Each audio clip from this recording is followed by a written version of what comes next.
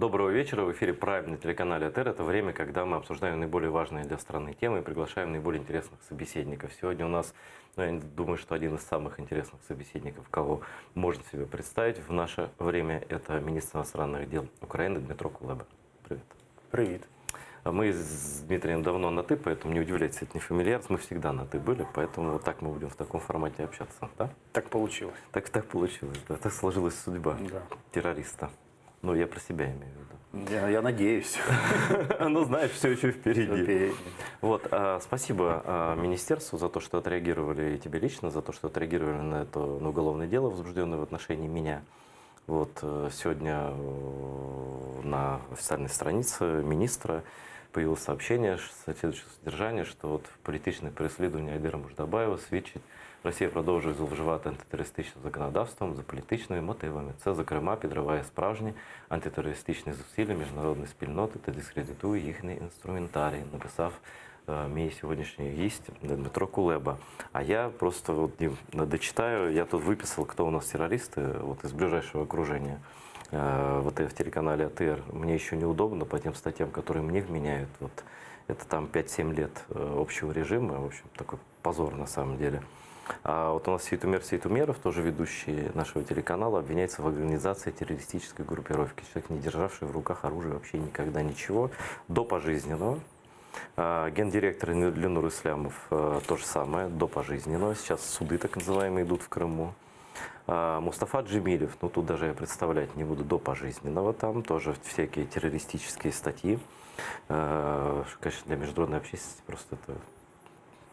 Рифат Чубаров, глава Меджлиса, до пожизненного. Ведущая Гульсум Халилова, которая до меня сидела в этой студии, вела эфир прямой, до 20 лет лишения свободы. И юная совершенно девушка, она была на блокаде Крыма, вот, пожалуйста, выписали, да. Она как журналист там работала, это не важно, не имеет значения. Вот, значит, ну, я уже сказал, мне даже неудобно. И Шавкат Наматулаев, ведущий тоже наш, его за экстремизм пытались привлечь, но он вовремя оттуда уехал, и дело они пока не открыли. Хотя, может, открыли, но мы не знаем. Вопрос простой. Вот сюрреалистический вот этот список террористов современности. Зачем, мнение министра иностранных дел Украины, зачем Россия это делает? Щоб тримати в страху. Це те ж саме, що вона робить в Криму, відкриваючи постійно за надуманими обставинами кримінальні справи проти кримських татар. Сіяти страх, тримати в страху, обмежувати можливості пересування світом. Але насправді погрозам найкраще протиставляти відсутність страху. І те, що ваш телеканал працює і всі перелічені журналісти виконують чесно свою роботу, це найкраща відповідь, яку ви можете надати росіянам. А какая, ну понятно, что они запугивают других крымских татар, что если уж мы вот на Мустафу Джемилева там и на журналистов заводим эти дела, то уж тебя там смерть, да, ты просто что-то напишешь, скажешь где-то, да, мы тебя вообще загнобим, и свидетельство тому сотни людей уже, которые сидят вот по надуманным статьям о терроризме, да, людей, которые не были публичными никогда в Крыму, да. Но есть, наверное, и внешнеполитическая какая-то у них мотивация. Вот как они это подают и подают ли они это на международных площадках?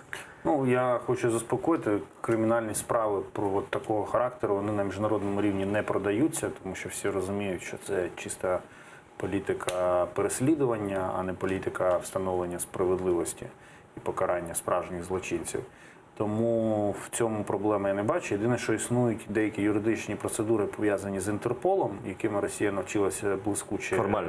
Формальні процедури, де Росія навчилася доволі майстерно маніпулювати ними, і тому виникають іноді проблеми при перетині кордону, тому що але щоразу, коли розбираються в кожному конкретному випадку, то розуміють, що насправді за цим стоїть політика, і людину відпускають. Це останній случай з Тополі, да?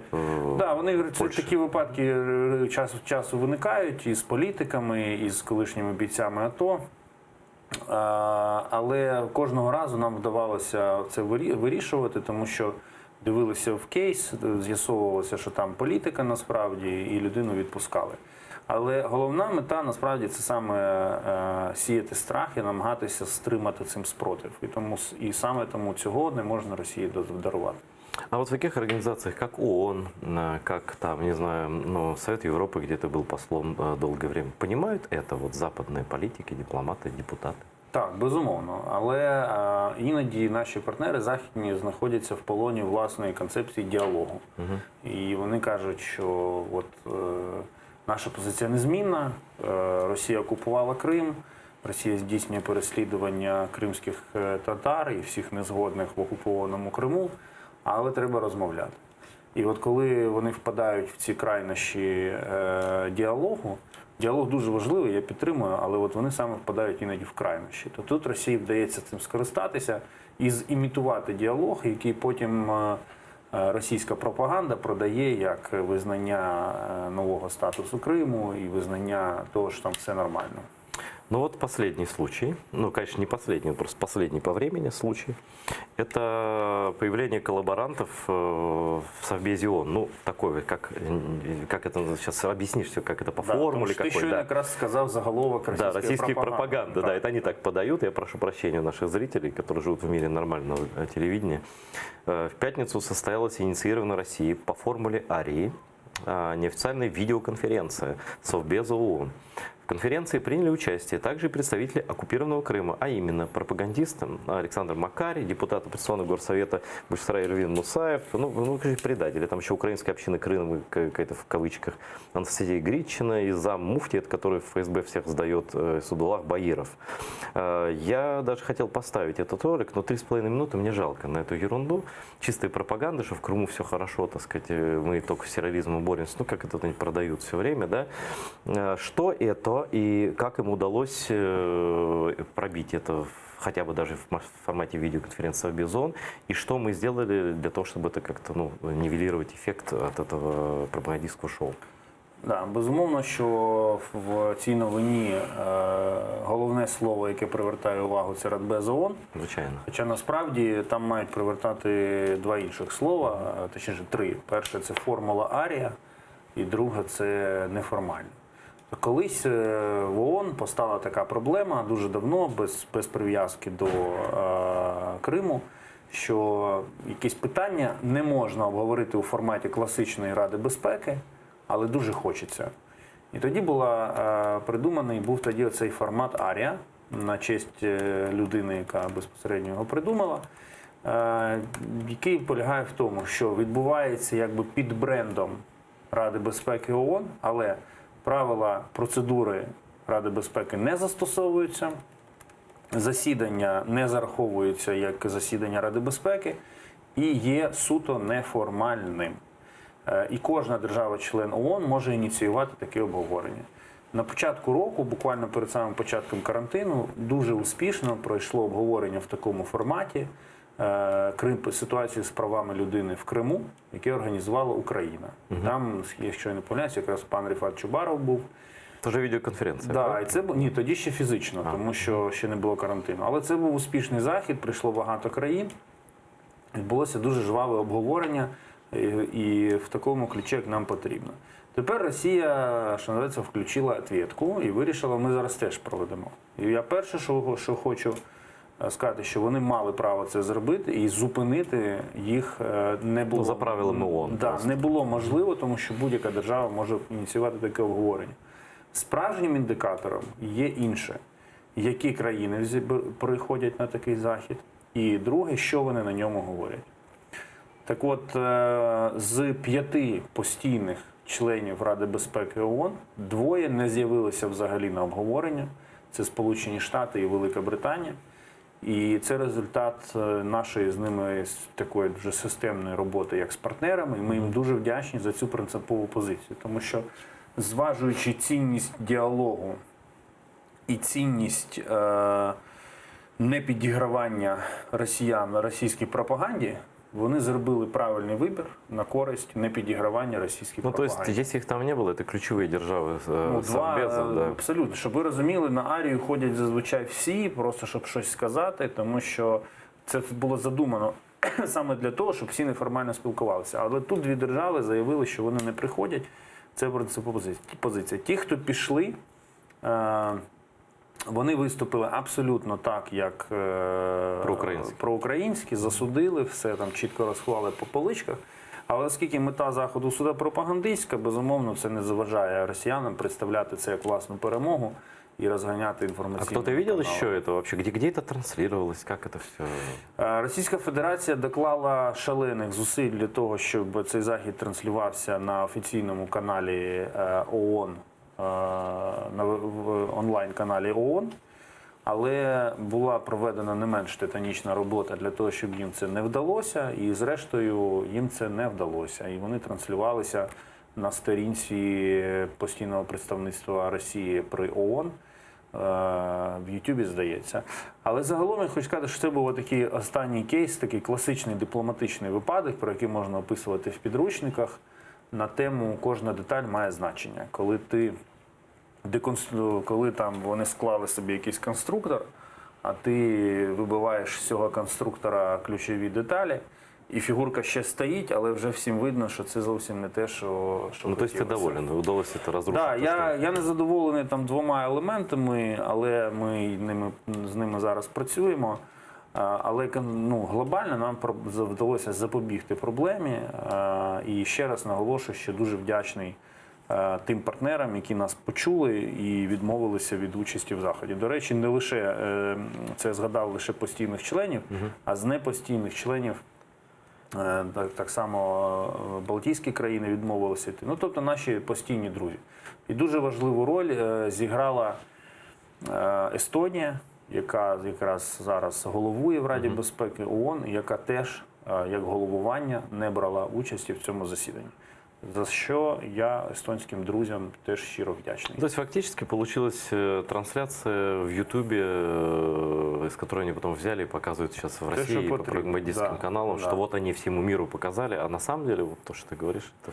Ну, це як ти влаштував гучну прем'єру в театрі, розвісив скрізь рекламу, всіх покликав, а потім 90% глядачів не прийшли, 60% ключових акторів не прийшли, але світотехнік не прийшов і тому світло не увімкнув, все відбулося в темряві. Але ти все одно вийшов і на прес-конференції сказав, що все пройшло чудово, тріумфальна прем'єра, аншлаг і всі щасливі. Ось приблизно так це відбулося. Ну, отлично, потому что мы показываем вот эту пропагандистскую, мы ее развенчиваем уже вот второй день, мы берем комментарии у наших людей, у крымских татар там, в оккупированном Крыму, здесь, которые рассказывают, что как эту ложь раскладывают по полкам.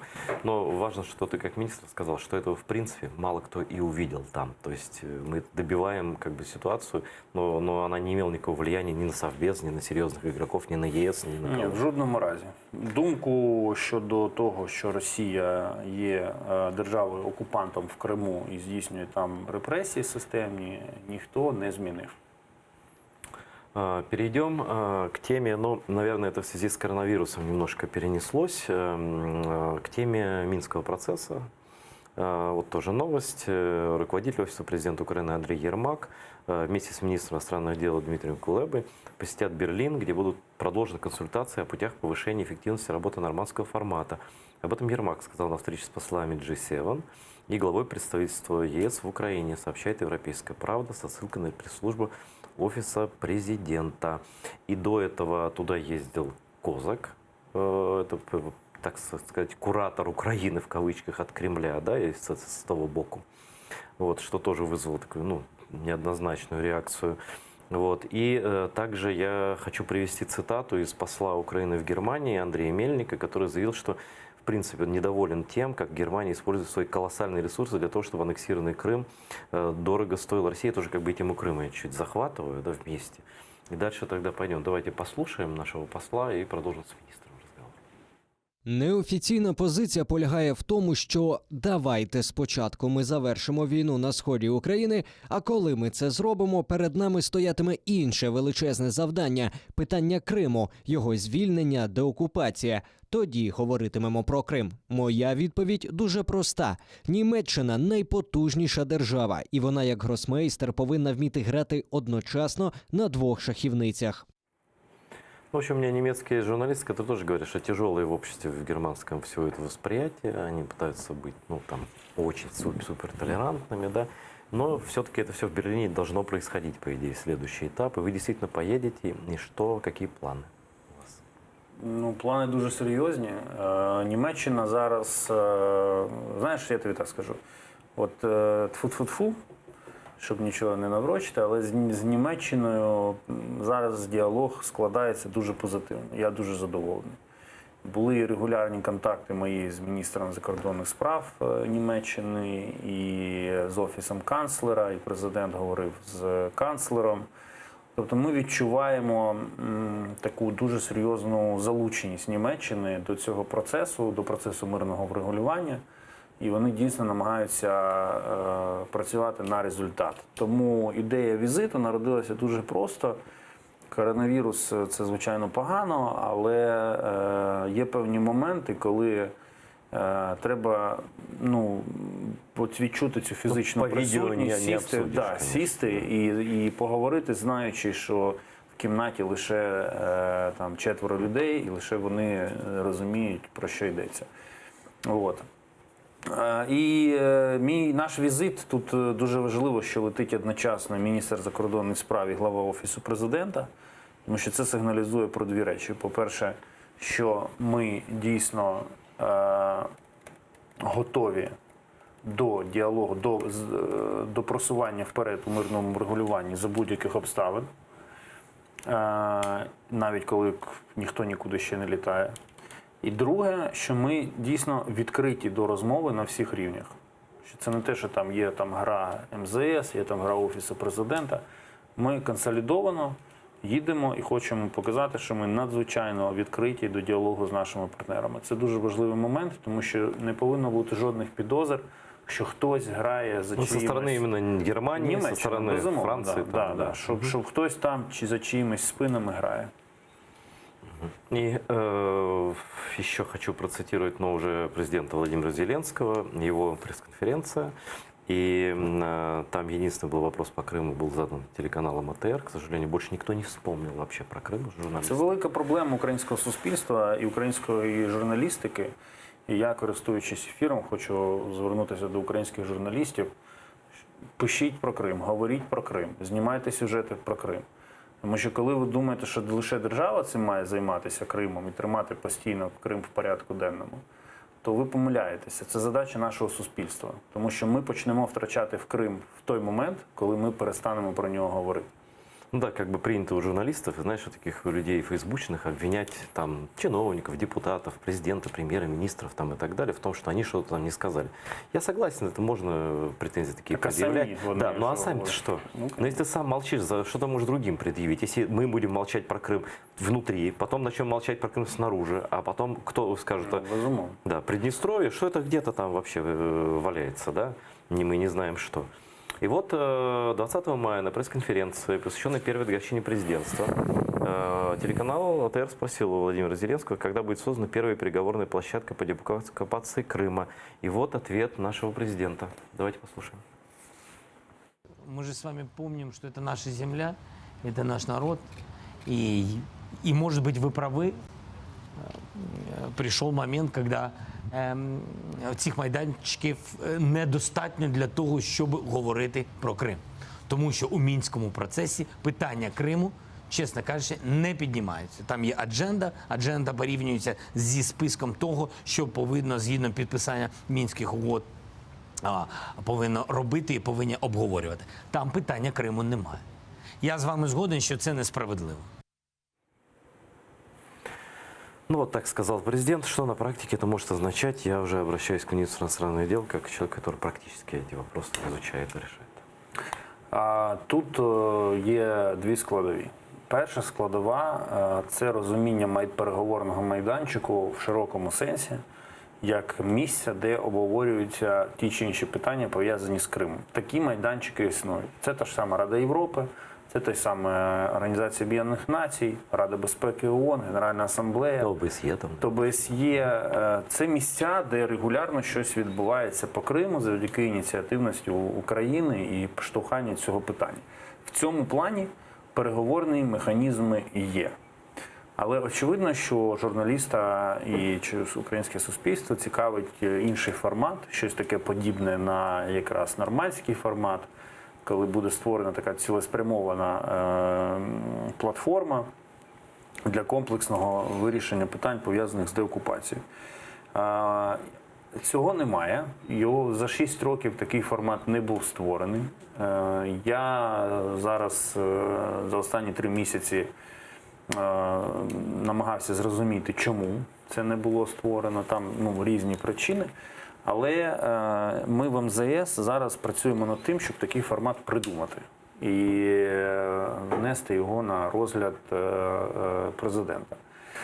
Інше питання, що можна формат придумати, але ще треба залучити в нього потрібних учасників. Ну, там Россия, понятно, будет против, они же просто отказываются тему Крыма обсуждать в принципе. Абсолютно. Ми как маємо оккупированной розуміти, территории. що будь-який формат щодо Криму, переговорний формат щодо Криму, такий от спеціалізований, така платформа не буде включати Росію, тому що вона просто відмовиться брати в ній участь. І це має бути враховано. Ну, она должна включать других, наверное, ну как минимум, другие страны, гаранты, участники Европейского, Будапештского, прошу прощения, меморандума, так или нет? Дивіться, у мене до Будапештського меморандуму своє ставлення, я його ніколи не приховував, тому я б не оперував конкретно категоріями Будапештського Я меморандуму. чисто пространно спрашиваю. Да, пространна, вона має включати ключових гравців світової політики, які здатні допомогти Україні деокупувати Автономну Республіку Крим, повернути її до складу України і цим відновити не лише територіальну цілісність України, але і систему міжнародної безпеки та міжнародного права, яка була грубо порушена Росією.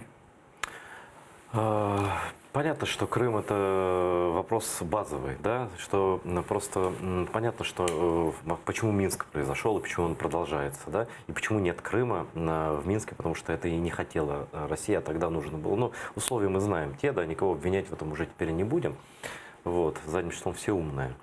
Вот, но, конечно, мы ждем от вас, безусловно, каких-то предложений, которые сможет внести президент Зеленский, которые вот эти ключевые державы смогут рассмотреть и принять, потому что забывать про Крым на международном уровне, это вообще позор не только для нас уже будет. Это, Ну, да. я повернуся до болючого питання, але мені здається, що на національному рівні про Крим почали забувати швидше, ніж на міжнародному. Тому що на міжнародному, завдяки тому, що Україна постійно щось придумує і нав'язує, питання залишається в пріоритеті. І ми не дозволяємо Росії досягнути її головної мети на даному етапі – це якраз забути про Крим, щоб світ забув про Крим. Але вкотре повертаюся до того, про що ми з тобою говорили, що набагато більше інформації про Крим має бути в українському інформаційному просторі. Набагато. Люди мають постійно відчувати зв'язок з цією окупованою територією. Знаешь, мне некоторые люди говорили, что вот тот период, когда мы вынуждены, из-за понятных причин, так не вещали, как раньше, да, что вообще они потеряли, даже вот в Фейсбуке, в Ютубе потеряли Крым, вообще что в Крыму происходит, да. А другие каналы, еще, по-моему, 16-17 год, лето опрос был, не опрос исследования, там 1,5% времени вообще оккупированным территориям уделяется на каналах, да. И эта информационная политика, она безобразная, она была и остается безобразной абсолютно, вот, на мой взгляд. Так. Ми починаємо по-справжньому втрачати свої окуповані території лише тоді, коли починаємо про них забувати. Но спасибо МИД и прежнему составу, и нынешнему составу, и руководству, что вот вы уж точно не забывали ни на каких площадках. Это я просто знаю и ответственно заявляю нашим зрителям. Ну, вы сами знаете, собственно. И бывшие министры, и нынешние ходят и рассказывают и про то, что мы делаем на нашем канале везде. Значит, вот что я хотел обсудить еще теперь касательно Донбасса. Для меня это все одно, на самом деле, комплексно. Вот прямо накануне пресс-конференции Зеленского, это почему-то никто особенно не заметил, марионетка русская, террорист фактически, по фамилии Пасечник, это человек, который называет себя главой ЛНР. На самом деле он просто призначен туда. Ему прислали бумажку из Москвы, это он не сам сочинял. Он фактически выступил с угрозой на президенту Зеленскому и с угрозой всему Минскому процессу. Он зачитал эту бумажку. Я не знаю, если вы не слышали, в министерстве не смотрели или смотрели, я хочу тогда показать вот этот кусок, где он выдвигает ультимативные требования к президенту Украины. Вот это путинская, извините, шавка. Давайте посмотрим, прокомментируем. Хочу обратиться к президенту Украины Владимиру Зеленскому с настоятельной просьбой принять меры к прекращению ничем не спровоцированных обстрелов нашей территории, предоставив при этом соответствующие гарантии безопасности для проведения ремонтных работ на критически важных объектах гражданской инфраструктуры. В случае продолжения подобных действий со стороны вооруженных формирований Украины вы, Владимир Александрович, не оставите нам другого выбора, кроме как принять эффективные и решительные меры к тому, чтобы отодвинуть линию соприкосновения от указанной линии электропередач. Аналогичным образом мы будем вынуждены поступать при продолжении обстрелов мирного населения и других критически важных объектов жизнеобеспечения. В этих целях мною уже даны соответствующие указания о приведении в боевую готовность подразделений народной милиции.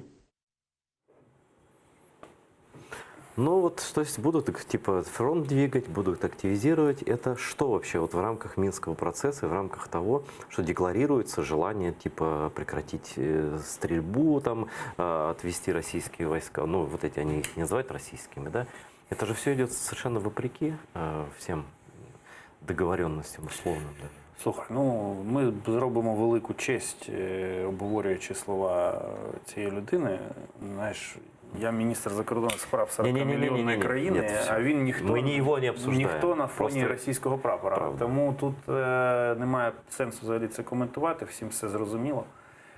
Зачем це Я робиться? хочу тільки одне на одному наголосити.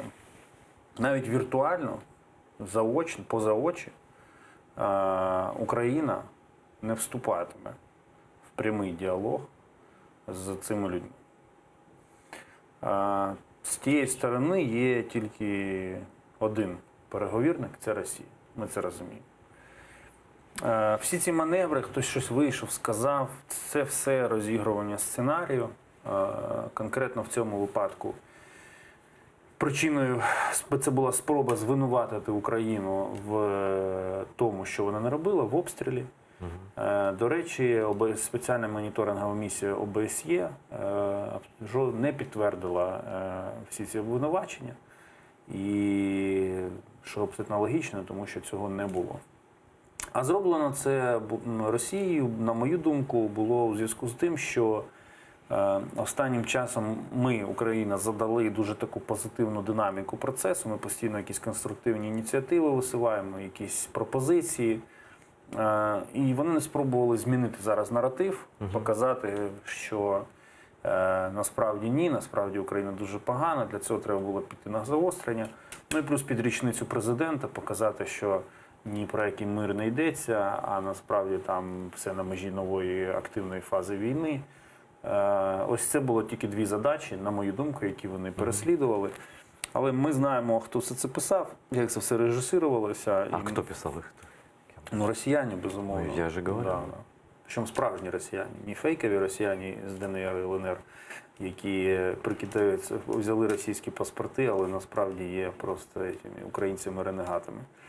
А там ті росіяни, що в Москві писали. Ну, я и говорю, они даже не там не находятся, это же все понятно, да? Вот. Но, значит, они пытались показать, что Украина нарушает договоренности о прекращении огня. Да, що Україна агресивна, обстрілює, перебила лінію електропередач. А з другого боку показати під річницю президента, що війна не просто не зупиняється, а перебуває в якійсь там на межі суперактивної фази. Но это является частью давления гибридного такого на Минский процесс? Да, є. Це саме цим є, але це вже не викликає тих таких сильних емоцій, як раніше. Ну, подивилися, позіхнули і потім пішли працювати далі. Но в таких случаях французы, немцы там спрашивают, что там происходит.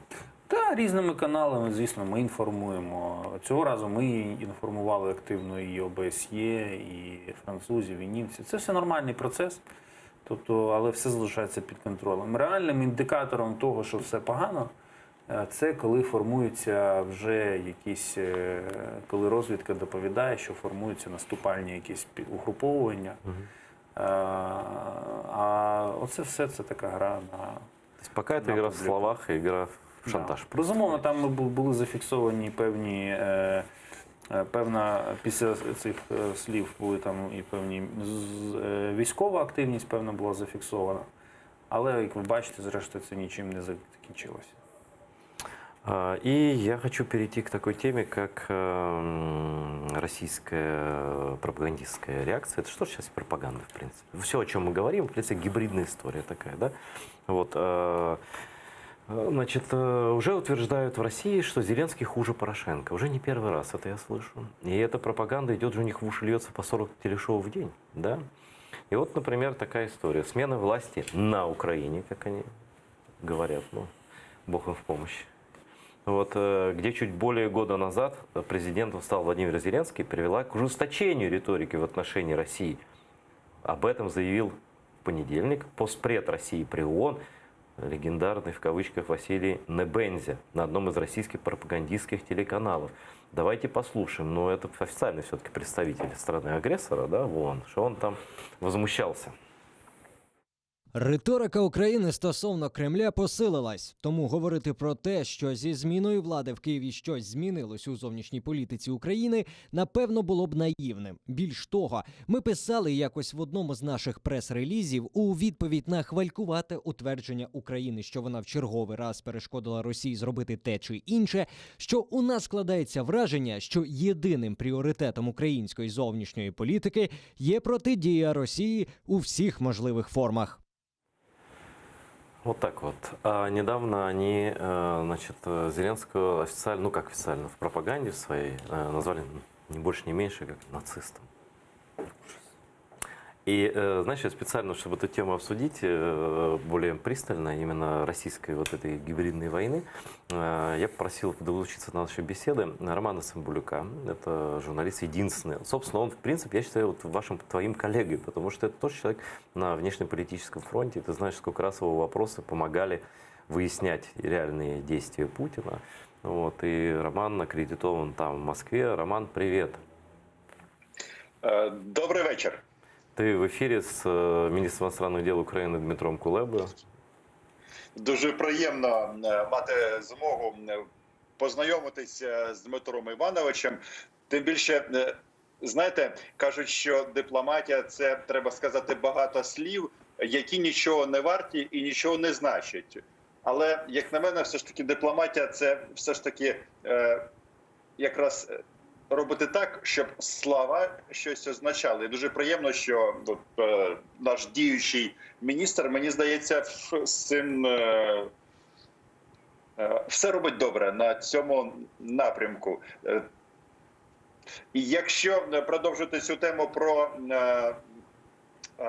російське телебачення, сьогодні була така цікава можливість. Я у прес-секретаря Путіна про це питав. Да, я якраз обратив увагу в новостях. Прошу прокоментуй, що там. І дуже цікаво, що він оці визначення про, ну, де фактично з України ліплять нацистську державу. Це стосується не тільки президента України, взагалі політики. Взагалі нас завжди порівнюють з фашистською Німеччиною. І навіть вони розповідають, ну, начебто вони ведуть вітчизняну війну. Ага. Але цікаво те, що в Кремлі заявили, що це оціночні судження, вони не офіційні, але вони будуть продовжені. Це, мабуть, саме... Я видел эту цитату из Пескова, да. Ты сам сказал, что хочешь тоже задать вопросы Дмитру Кулебі. В тебе є така можливість зробити це в прямому ефірі Кримськотатарського телеканалу. Якщо можна, я тільки не по російській проблематиці, бо тут мені більш-менш зрозуміло. Ну, всі ми в тій чи іншій мірі знайомились з серіалом «Слуга народу». Ну, це якби передвиборчий такий продукт. І він дуже цікавий, але там не було розділу зовнішньої політики. І, відповідно, залишається багато таких плям, як на мене. І, ну, не знаю, мені треба якось так сформулювати правильно, але я хотів би у Дмитра Івановича попитати, з точки зору зовнішнього курсу, ми зараз куди рухаємося? Бо, ну, якщо аналізувати заяви вищого керівництва, ну, зокрема президента, то такі слова, як ЄС, НАТО, ну, воно щось якось не дуже сильно часто повторюється. Ви б могли б якось пояснити от наш зовнішній курс нашої чудової держави? Дякую, Романе, дякую за теплі слова. Я, по-перше, маю зізнатися, що я не дивився серіал «Слуга народу». Я тоже, мне так стыдно. Так, Потому что мы какие-то сорі, изгои я с тобой. не можу оцінити його, Маргінали і лузери. його зовнішньополітичний чи навіть внутрішньополітичний аспект.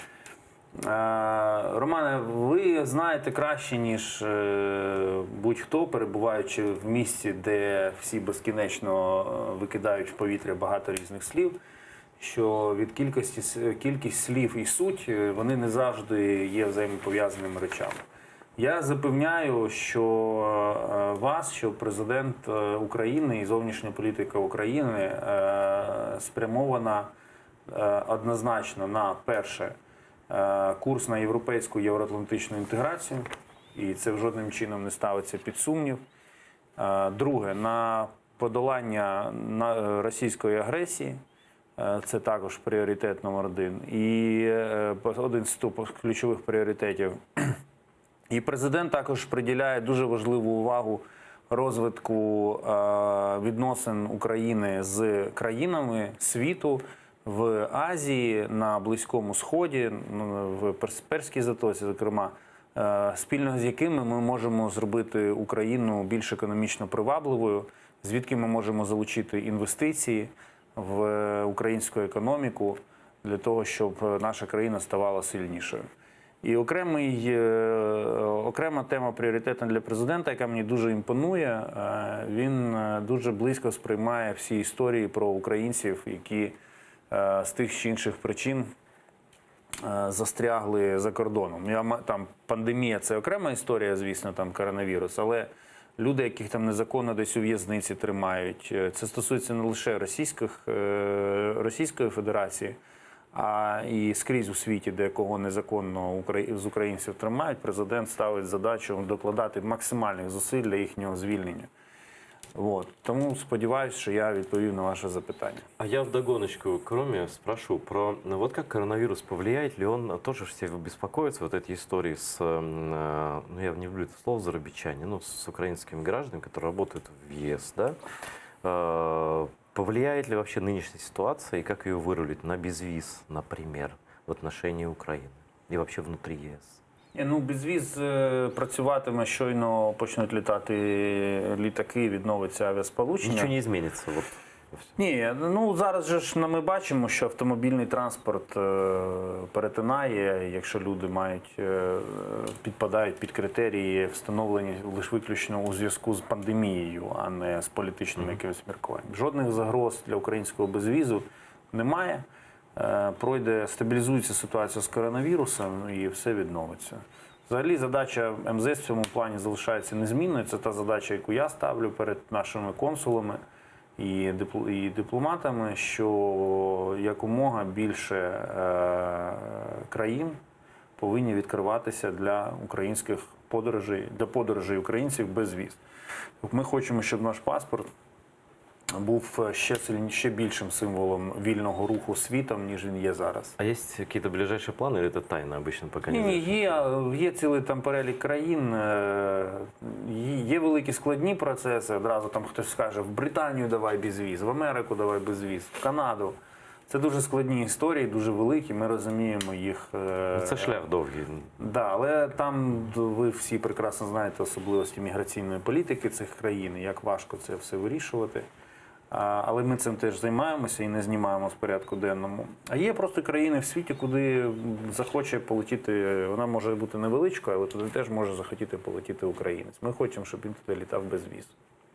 Я хочу еще, вот, Рома, не знаю, у тебя был такой вопрос? Я хотел про санкции спросить, вот про продолжение санкций против России. Давай, Якщо говори, можна, говори. я трошечки додам. Якраз власне питання воно зведеться в кінцевому випадку до санкцій. Дивіться, оце загострення, яке відбувається на Донбасі, про що заявляють бойовики. І насправді в Кремлі сьогодні знову ж таки сказали, що вони це розуміють, тобто визнають, що вони дали представленню. Це ж відбулося після того, як Україна пред'явила російські паспорти гауляйтерів, які представлені в окупаційних адміністраціях. І от наразі один з таких наративів російської пропаганди – це те, що той факт, що Україна відмовилась вести переговори з громадянами Росії, які чогось представляють український регіон, це означає вихід України з Мінська-2.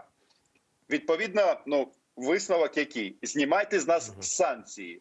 Я, власне, хотів у Дмитра Івановича запитати, як буде реагувати Україна в такій ситуації? І дійсно вони так збісились, перепрошую, саме через те, що Україна представила російські аусвайси. Ну і не лише це. Якщо простежити події останніх тижнів, то була, крім паспортів, була ще зміна складу делегації української в ТКГ. Були низка кроків, які демонструють з одного боку конструктивну налаштованість України і викривають ту сторону максимально, а з іншого боку відповіді якоїсь конструктивної немає. Ми чуємо лише погрози, саботаж і ці всі ескалацію риторики. Я хочу звернути увагу, що на тлі всього, що от в цій загальній картинці Україна не ескалює в риториці. Ми не починаємо нікого обзивати нацистами, фашистами, хоча можна ще посперечатися, у кого є більше підстав, кого називати фашистами. А та сторона починає нервувати, їй доводиться піддавати газу чи олії там у вогонь, для того, щоб палало і відволікати увагу від тих речей, які відбуваються. Що стосується санкційної політики, то Росія може йти там на будь-які трюки, але я не бачу наразі загрози непродовження санкцій влітку, санкцій Європейського Союзу. Ну, але вдовгу вони, безумовно, грають на те, щоб скинути з себе санкційний режим. І поки що їхні спроби показати, що Україна виходить з Мінську чи ігнорує Мінськ, вони знаходяться всі в розділі фейковых новин, які серйозно ніхто не сприймає. А вот эти попытки коронавирус поставить себе на пользу, вот эти самолеты в Италию, в Америку, там, оставим, что там у них было, у этих самолетов, сами вот эти акции, да? То есть вот мы добрые, хорошие, мы цивилизованные, мы помогаем, мы в семье, возьмите нас обратно, зачем нас обижать? Дайте нам все конфеты, которые были. Это как-то работало, работает или может сработать вообще, или нет? Безумовно, вони докладають цих зусиль, вони намагаються скористатися будь-якою можливістю. В цьому плані, до речі, я вважаю, що сучасна російська політика, вона є такою талановито опортуністською. Тобто, що це таке? Вони стратегія не дуже побудована, але вони, коли відчувають момент якийсь, opportunity, вони відчувають можливість, у них інстинкт спрацьовує, вони в неї чіпляються.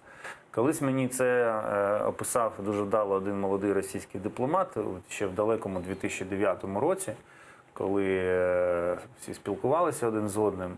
У 2008 році, це було після війни в Грузії, після завершення активної фази війни в Грузії. Він мені сказав: розумієш, Дмитро, Росія, вже навчилися вчасно влазити в історію, але ще ніяк не може навчитися вчасно і красиво з них виходити. І от те, що відбулося у нас в Україні через 6 років, це, власне, те ж саме. Тобто, ефектно влізли в історію, але вилізти з нею ефектно і красиво не можуть. Тому я кажу, що стратегія... Ми зазвичай перебільшуємо, кажемо, от вони стратегії, у них там стратегія, все. Я вважаю, що вони талановиті опортуністи. Но еще у них денег много, они взятки дают очень красиво. І почали давно вибудовувати правильні мережі, я б так сказав, у світі. Ну что, Роман, а есть еще у тебя какие-то вопросы до пана министра? Я знаєте, що хотів запитати, якщо це, звичайно, не військова таємниця. Ну, час від часу і з Офісу президента звучать такі заяви, що якщо за рік, ну вже навіть менше, ми не домовимося з росіянами по Донбасу, то є план Б. Що це означає? Знову ж таки, якщо це не таємниця. Це означає, що є план Б. Я конкретно це питання, оскільки президент встановив ці дедлайни, скажімо так, да, і коментував. Я вважаю, що тут буде коректно залишити Для нього. це саме для нього. Да.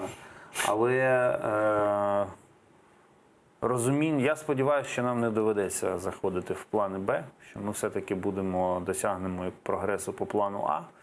Але для нас, ну і для наших партнерів зараз очевидно, що без конструктивності Росії досягнути цього прогресу буде неможливо.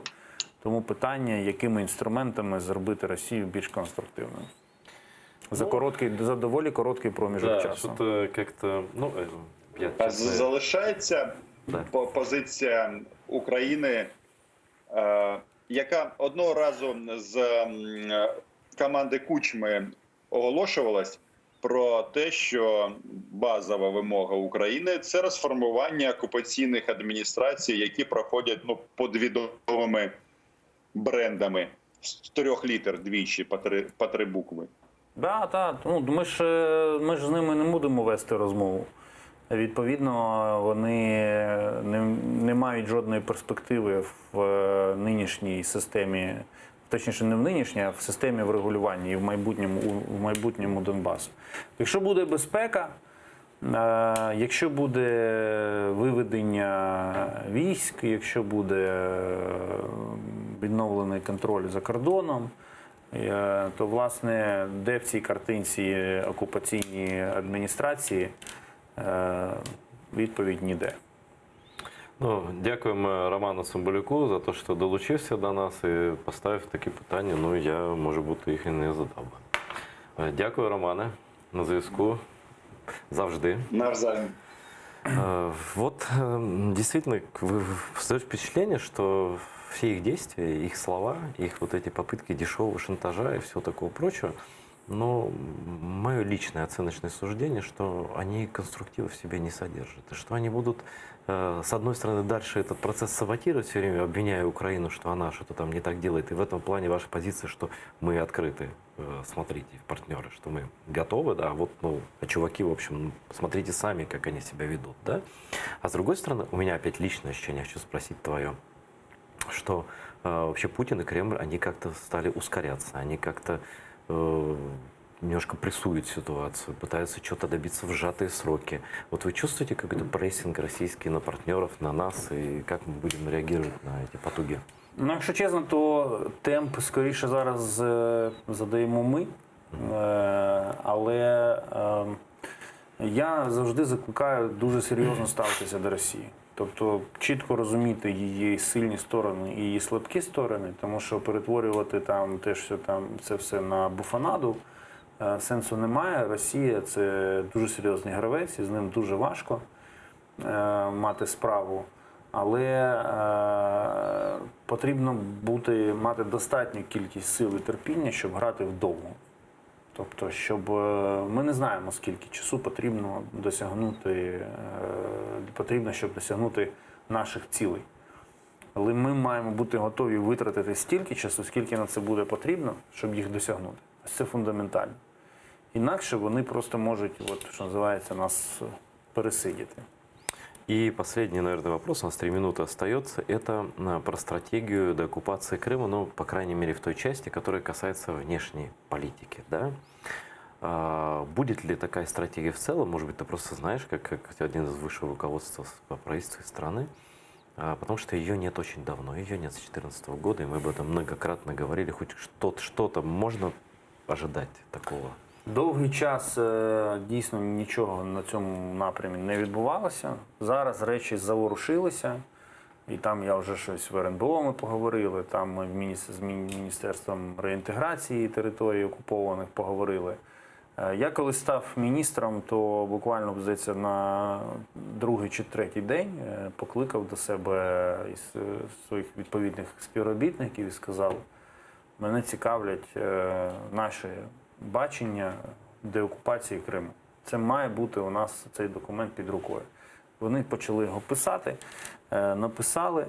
Зараз він у мене на столі, я його читаю. Такий там не одна сторінка текстом.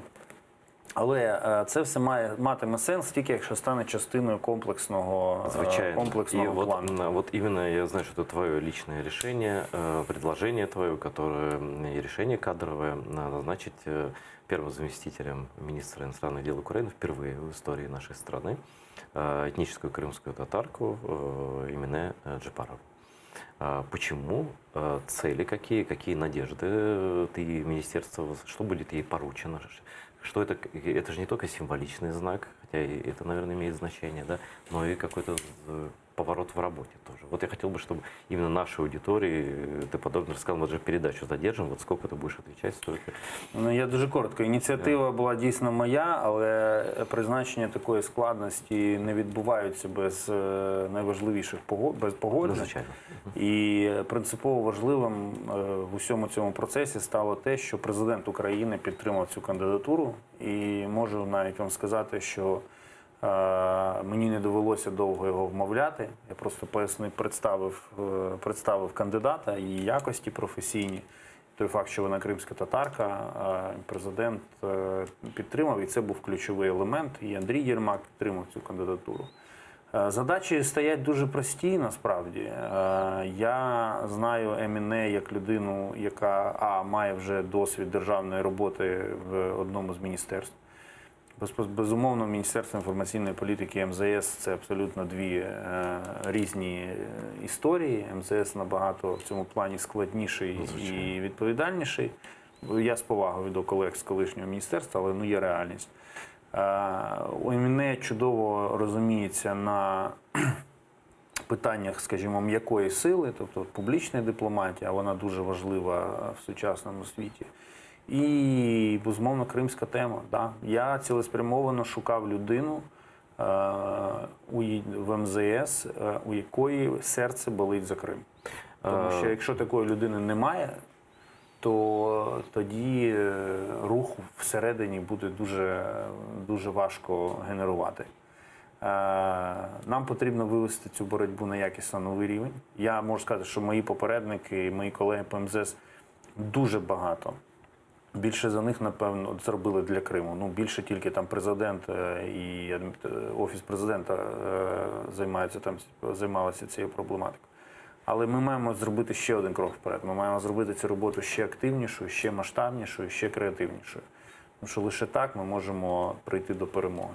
А вот сейчас просто, понятно, в условиях пандемии, но дальше как это будет? Эмине Ханым, она будет с тобой вместе ездить в визиты, посещать разные страны, организации, будет отдельную какая-то миссия, что как это практически выглядит? Я вашого протоколу не знаю. Перший заступник міністра – це велика начальниця.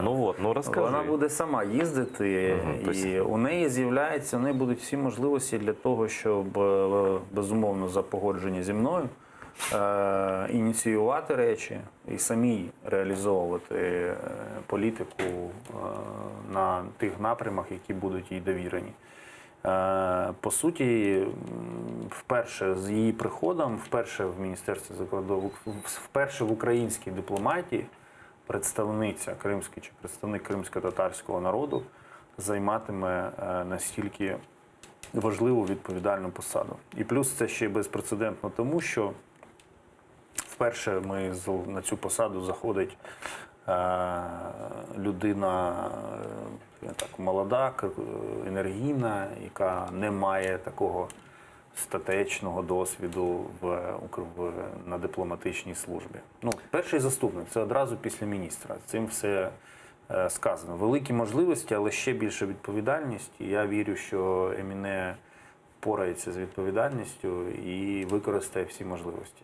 Но я только добавлю, что она имеет тоже террористические корни в канале АТР, поскольку она была журналистом телеканала АТР. Вот и от лица наших зрителей, и от себя лично я желаю именно Джапар оправдать надежды министра и задачи, которые возлагают, и надежды на твою Минаханом работу. Вот желаю успехов, и чтобы тема Крыма везде звучала так, чтобы у русских перепонки в ушах от нее звенели. Спасибо за то, что пришел. Ждем всегда. Желаем успехов, и Украина понадобится. Це правда. Дякую. До побачення.